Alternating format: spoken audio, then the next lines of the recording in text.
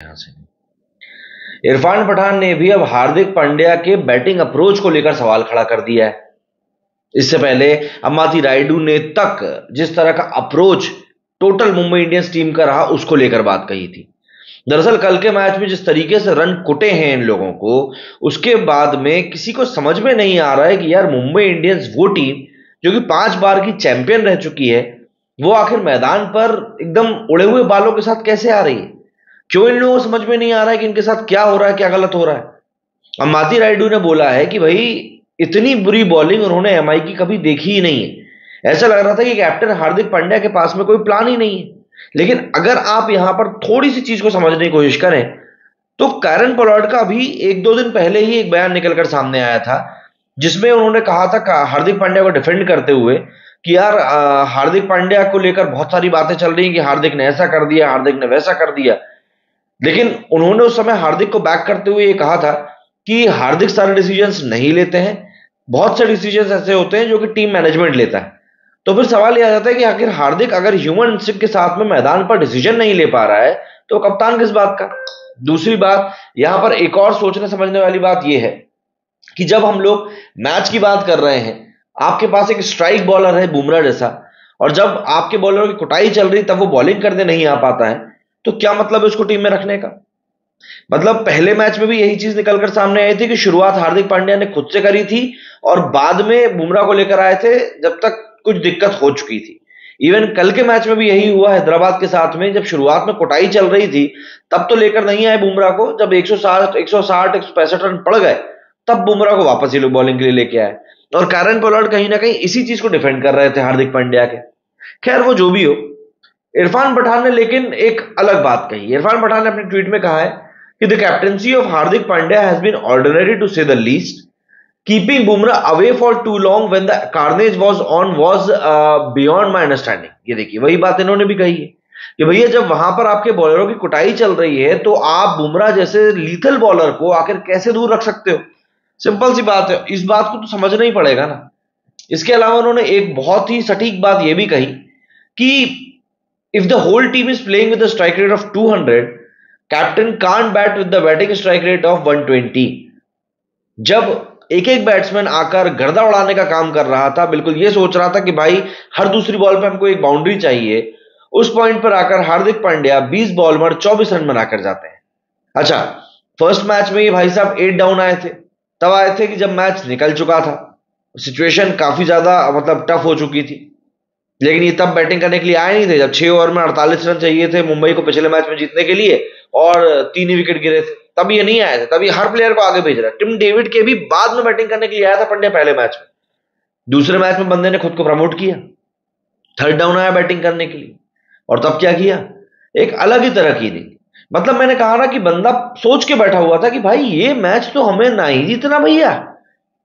20 ball में 24 run बनाकर आप उम्मीद नहीं कर सकते हो कि आप 14 का रन रेट 15 का रन रेट मेंटेन कर पाओगे। अगर आपको इतना रन रेट मेंटेन करना है तो ये बट ऑब्वियस सी बात है कि आपको अपने स्किन से बाहर आकर गेम खेलना पड़ेगा। और ऐसा नहीं कि हार्दिक पांड्या को ये गेम खेलना नहीं आता, हार्दिक पांड्या को ये गेम खेलना आता है, लेकिन क्योंकि उसके बावजूद भी वैसा गेम नहीं खेल रहे हैं, पब्लिक इसीलिए चढ़ रही है। आप अपनी कैपेबिलिटीज के हिसाब से, क्षमताओं के हिसाब से खेल ही नहीं रहे हो। आईपीएल आया है, आप बॉलिंग कर रहे हो बाकायदा, आप बैटिंग कर रहे हो बाकायदा, लेकिन जब अभी फिर से इंडियन टीम की बारी आएगी तब आप कुछ ना कुछ चोट लेकर बैठ जाओगे। तो ये जो चीजें चलती हैं कहीं ना कहीं ये दिखाई देती हैं यार कि भाई ये क्या कुछ चल रहा है। और इरफान पठान ने यहां पर बहुत सटीक तरीके से चीज को पॉइंट आउट किया है। क्या होता है जब आप एक टीम के लिए खेल रहे हो तो आपको टीम के हिसाब से खेलना पड़ता है। आप सिर्फ ये सोचकर नहीं खेल सकते कि हाँ मैं एक छोर को पकड़ खड़ा हूं। अरे भाई जैसा स्कोर बना हुआ है ना, जब तक नमन धीर और तिलक वर्मा खेल रहे थे तब तक वाकई में हलक में थी 2 मिनट के लिए कि भाई 2 ही विकेट गिरे, 150 रन इनके बन गए, ये तो खेल जाएंगे। 10 ओवर में 150 रन पर 2 विकेट का स्कोर था मुंबई का। मतलब जीतने के लिए उनको 130 137 रन चाहिए थे अगले 10 ओवर में। अगर 1-2 बैट्समैन भी बढ़िया तरीके से खेल लेते ना, एक अच्छी पार्टनरशिप भी हो जाती तो मैच और ज्यादा क्लोज हो सकता था। 277 रन बनाकर हैदराबाद 31 रन से हारा है, तो ऐसा तो है नहीं कि इन लोगों ने एफर्ट नहीं दिए थे। और बात वही है, हार्दिक पांड्या तिलक वर्मा के ही हाथ जोड़ेगा कि भैया हमको बचा लिया तुमने, ये बहुत बढ़िया किया। अगर तिलक वर्मा की कल वो इनिंग नहीं आती तो हार्दिक पांड्या को फैंस की जो ट्रोलिंग झेलनी पड़ती ना, वो एक और अलग लेवल की हो जाती। लेकिन यहां पर इरफान पठान ने बहुत सटीक तरीके से, बहुत प्रिसाइसली चीज को पूछकर काफी हद तक, मुझे ऐसा लगता है, कई लोगों को परेशान कर दिया है। दरअसल हार्दिक पांड्या के साथ अभी कुछ चीजें ठीक नहीं चल रही, देखिए हमको समझना पड़ेगा। लेकिन जो फैंस हैं, सबसे बड़ी समस्या वो है। अब आप बोलोगे यार फैंस कैसे प्रॉब्लम हो सकते हैं, तो बताता हूं। देखिए फैंस इसलिए प्रॉब्लम बन चुके हैं इस समय, प्रॉब्लम नहीं बने एक्चुअली, वो परेशान है क्योंकि फैंस को एड्रेस नहीं किया गया। आप देखिए, जब मुंबई में हम कैप्टेंसी का ट्रांजिशन देखते हैं, जब हम बेंगलुरु में कैप्टेंसी का ट्रांजिशन देखते हैं, तो हमें वहां पर इस तरह की कोई बात निकल कर नहीं दिखती। और ऐसा इसलिए होता है क्योंकि वहां पे जो टीम मैनेजमेंट है, जो पूरी पीआर टीम है, वो इन सब चीजों को एक तरीके से काम करने के लिए लगाती है। और देखिए, कैप्टेंसी अगर यहां पर भी रोहित से हार्दिक को दी गई होती, सोशल मीडिया पर पूरी अपडेट्स दी गई होती, तो मुझे नहीं लगता कि पब्लिक इतनी ज्यादा अगेंस्ट जाती। बट जिस तरीके से ये सब चीजें हुई कि भैया हार्दिक 15 करोड़ में टीम में आएगा, आएगा तो कप्तान बनेगा, रोहित शर्मा को हटना पड़ेगा, ये सब चीजें कहीं ना कहीं पब्लिक को बुरी लगी हैं। और देखिए, आप फैंस को कुछ माने या ना माने, बट टीम का एक मोटिवेशन का बहुत बड़ा फैक्टर फैंस ही होते हैं। हैदराबाद के स्टेडियम में कल 35,000 के करीब लोग मौजूद थे, फुल पैक स्टेडियम था। उस स्टेडियम में जब हार्दिक पांड्या इनिंग का दूसरा ओवर और खुद का पहला ओवर करने आया, हर एक बॉल पर उसको बू किया गया।